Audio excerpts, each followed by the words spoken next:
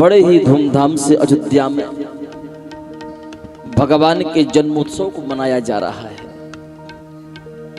आज भगवान शिव पार्वती जी से कहते हैं, देवी आज भगवान सूर्य ने एक समय की चोरी की है। समय की गति सबकी सुनिश्चित है, लेकिन सूर्य ने ये समय की चोरी कर ली। बोले एक बार चोरी हमने भी की थी। पार्वती जी ने कहा, आपने चोरी की थी? बोले हाँ। बोले आपने चोरी कैसे की थी और आपको चोरी करने की जरूरत क्या थी? यह हमारे समझ से परे है। और एक कयो निज चोरी, और एक कहु निज चोरी, और एक कहु निज चोरी, और एक कहु निज चोरी,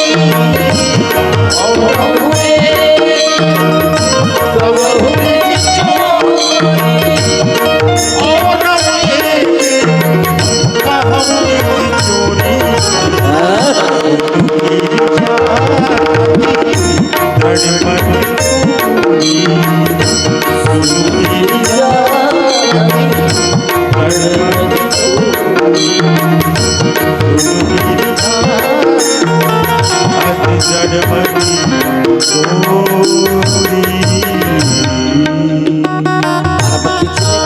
आपने कौन सी चोरी की थी? क्या इसके आगे पीछे भी एक आध चोरी और की?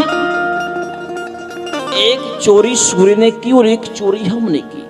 सूर्य ने समय की चोरी की और हमने दूसरी चोरी की। पार्वती जी ने कहा कि आपको बताना पड़ेगा, आपने आखिरकार ऐसी कौन सी चोरी की? भगवान महादेव कहते हैं, देवी जब मुझे पता चला कि अवध में निर्गुण निराकार पूर्ण ब्रह्म बाल रूप में पधारे हैं, तो क्यों न मैं उनका दर्शन करने के लिए जाऊं। अब मैंने सोचा कि दर्शन करने के लिए जाऊं तो जाऊं कैसे? अब अयोध्या में तो दर्शन करने के लिए बहुत बड़ी लाइन लगी हुई थी। महीनों तक लाइन में खड़े होना पड़ता, तब दर्शन होता। उसी क्षण काकभूषुंड जी आए। उन्होंने हमको पहचान लिया। हमसे कहने लगे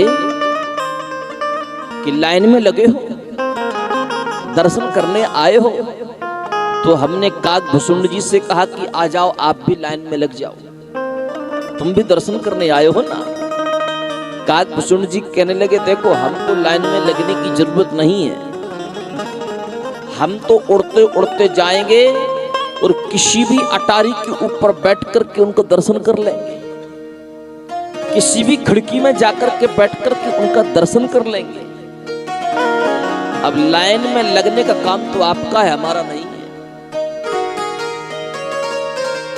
देवी जब काकभूषुंड जी ने ये बात कही तो हमको थोड़ा सा संशय हो गया।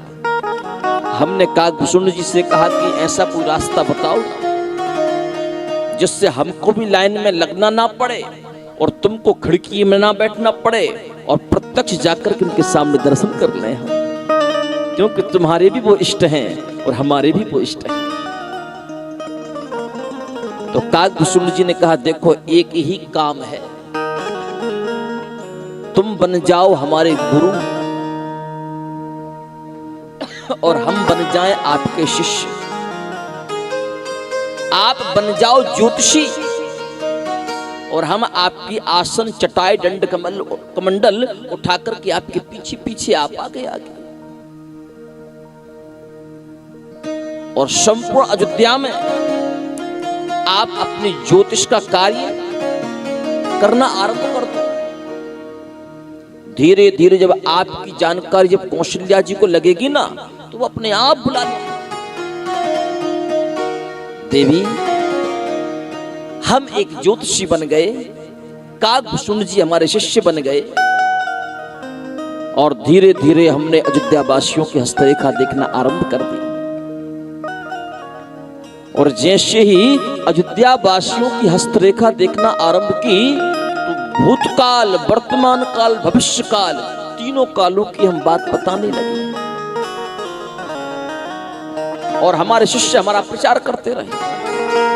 भैया, काशी से ऐसे विद्वान आए हैं, ऐसे विद्वान आए हैं जिनको हस्तरेखा दिखानी हो वो आकर के हस्तरेखा दिखा लें,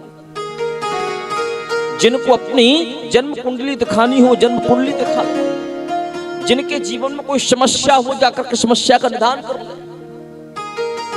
अब काकभूषुंड जी उनके शिष्य बनकर के उनका प्रचार प्रसार कर रहे हैं और भगवान शिव एक जगह ज्योतिषी बनकर के बैठे हुए हैं, सबका भविष्य देख रहे हैं। अब ये जानकारी कौशल्या जी को अपने महल में लगी, अयोध्या में कोई बहुत बड़े ज्योतिषी आए तो क्यों ना उस ज्योतिषी को यहां पर बुलाया जाए। कौशल्या जी ने अपनी सखी को भेजा कि जाओ उस ज्योतिषी को यहां पर लेकर के आओ, वो भी हमारे बालक का भूत, वर्त और भविष्य बताएगा। सखी दौड़ी दौड़ी आई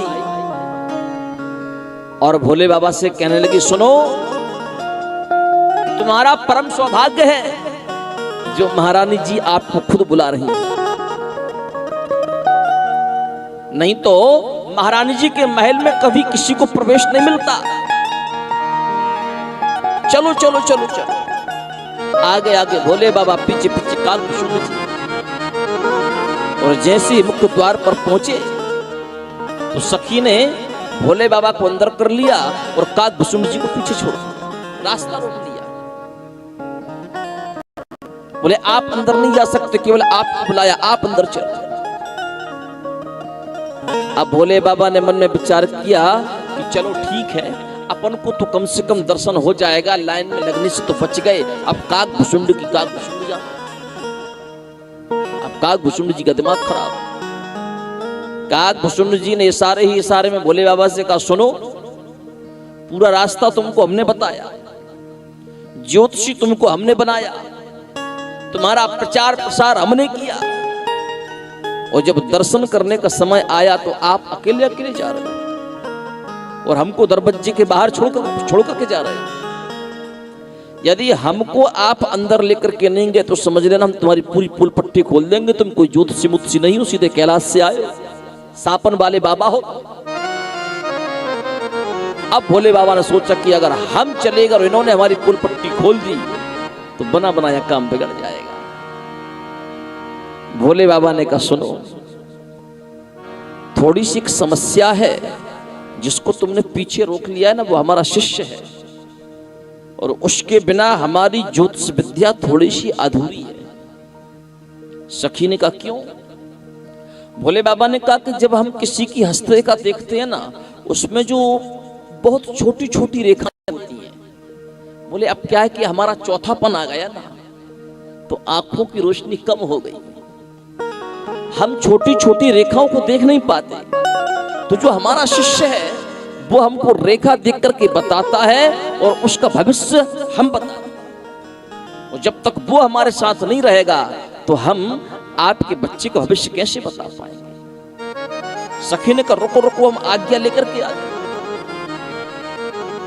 सखी दौड़ी दौड़ी कौशल्या जी के पास पहुंची, बोली, महारानी जी, ज्योतिषी के साथ एक समस्या है। बोले, क्या समस्या? बोले, वो एक नहीं, वो दो हैं, और जब तक दोनों एक साथ नहीं आएंगे तब तक उनकी ज्योतिष विद्या अधूरी रहेगी। कौशल्या जी ने कहा, चलो दोनों लेकर के आओ। सखी दौड़ी दौड़ी आई, बोले, ठीक है महाराज, आप भी आ जाओ। काकभूषुंड जी भी गदगद हो गए। अब तो आगे आगे भोले बाबा, पीछे पीछे काकभूषुंड जी। मेरे प्रभु आहा किलोल कर रहे थे। और जैसे ही भोले बाबा ने मेरे प्रभु का दर्शन किया, अब तो धीरे धीरे भोले बाबा समाधि की ओर जाने लगे। अब समाधि की ओर से भोले बाबा अपने चित्त को बाहर खींचते हैं। यदि मेरी यहां पर समाधि लग गई तो अयोध्या में ही 87,000 वर्ष निकल जाएंगे। कहीं मेरी समाधि लग ना जाए। कौशल्या जी ने कहा, सुनो, छोटा सा बालक है ना, इसको आशीर्वाद दे दो। एक बार अपना कर कमल हमारे बालक के सिर से स्पर्श करो। इतना जैसे ही कौशल्या जी ने कहा, भोले बाबा संकुचित हो गए कि मैं तो इनके चरणों का दास हूं, ये मेरे गुरु हैं, ये मेरे इष्ट हैं, ये अखिल कोटि ब्रह्मांडादि नायक हैं, भला मैं इनके सर पर हाथ कैसे रखूं। और जैसे कौशल्या मैया ने भोले बाबा से सर पर हाथ रखने की बात कही, भगवान किलकियां मार करके हंसने लगे। इशारे ही इशारे में भगवान भोले बाबा से कहते हैं कि सुनो, आज तो तुम फंस गए। हमेशा तुम हमसे आशीर्वाद लेकर के लेते आए हो, लेकिन आज तो तुमको आशीर्वाद देना पड़ेगा। अब भोले बाबा ने सोचा कि हम आशीर्वाद तो नहीं देंगे, लेकिन हमारी मजबूरी है, यदि हमने आपको आशीर्वाद नहीं दिया तो हमारी कोई पट्टी खुल जाएगी। लेकिन हम आपको आशीर्वाद दें तो दें कैसे। भोले बाबा ने डरते डरते डरते डरते मेरे प्रभु के सर पर हाथ ने कर कमल का स्पर्श किया। लेकिन कर कमल का स्पर्श करते ही भोले बाबा ने अपने हृदय में एक शपथ ग्रहण कर ली कि आज तो मैंने मजबूरी में आकर के आपके सर पर हाथ रख दिया, लेकिन आपके सर की सौगंध खा के कहता हूं कि मुझे शंकर से भले ही बंदर बनना पड़े, लेकिन मैं आपका कर कमल भी अपने सर पर रखवा करके रहूंगा। ये सौगंध खा करके भोले बाबा मन ही मन मुस्कुराते और वहां से बाहर। धीरे धीरे समय व्यतीत हुआ।